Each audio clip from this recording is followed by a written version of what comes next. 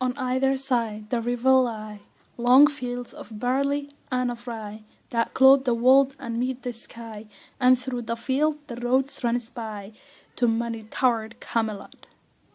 And up and down the people go, gazing where the lilies blow, round an island there below, the island of Shallot. Willows whiten, aspens quiver, little breezes dusk and shiver, through the wave that runs forever, by the island in the river, flowing down to Camelot. 4 grey walls and 4 grey towers overlook a space of flowers, and the silent isle embowers the Lady of Shalott.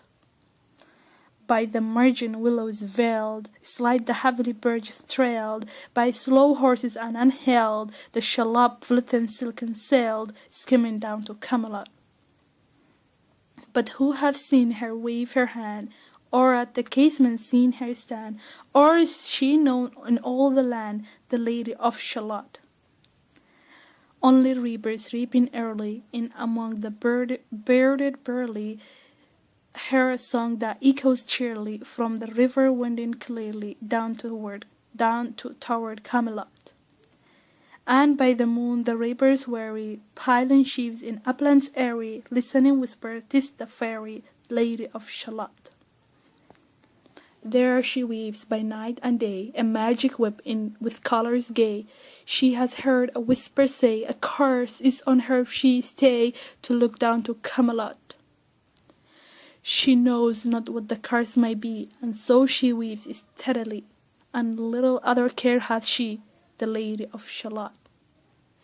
And moving through mirrors clear, that hangs before her all year, shadows of the world appear, there she sees the highway near, winding down to Camelot. There the river eddy whirls, and there the surly village churls, and the red cloaks of market girls pass onward from Shalott. Sometimes a troop of damsels glad, an abbot on an ambling pad, sometimes a curly shivered lad, on long-haired page in crimson clad, goes by toward Camelot.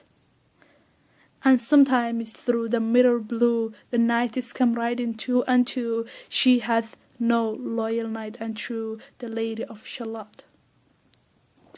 But in her web she still delights to weave the mirror's magic sights, for often through the silent night is a funeral with plumes and lights, and a music went to Camelot. Or when the moon was overheard, come 2 young lovers lately wed, "I am half sick of shadows," said the Lady of Shalott. A bowshot from her bower's eaves, the road between barley sheaves, the sun came dazzling through the leaves, and flamed upon the brazen greaves of bold Sir Lancelot. A red cross knight for ever kneeled to a lady in his shield, that sparkled on a yellow field beside remote Shalott. The gemmy bridle griddle free, like to some branches of stars we see, hang in the golden galaxy. The bridle bells rang merrily as he rode down to Camelot. And from his blazon's baldric slang a mighty silver bugle hang, and as he rode his armour rang beside remote Shalott. All in the blue unclouded weather, thick jewelled shone and saddle leathered, the helmet and the helmet feathers burned like one burning flame together as he rode down to Camelot.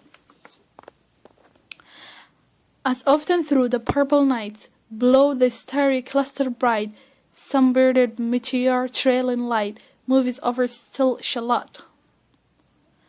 His broad clear brow in sunlight glowed, on burnished hooves his war horse trode, from underneath his helmet flowed his coal black curls as he rode down to Camelot. From the bank and from the river he flashed into the crystal mirror, "Tira lira by the river," sang Sir Lancelot.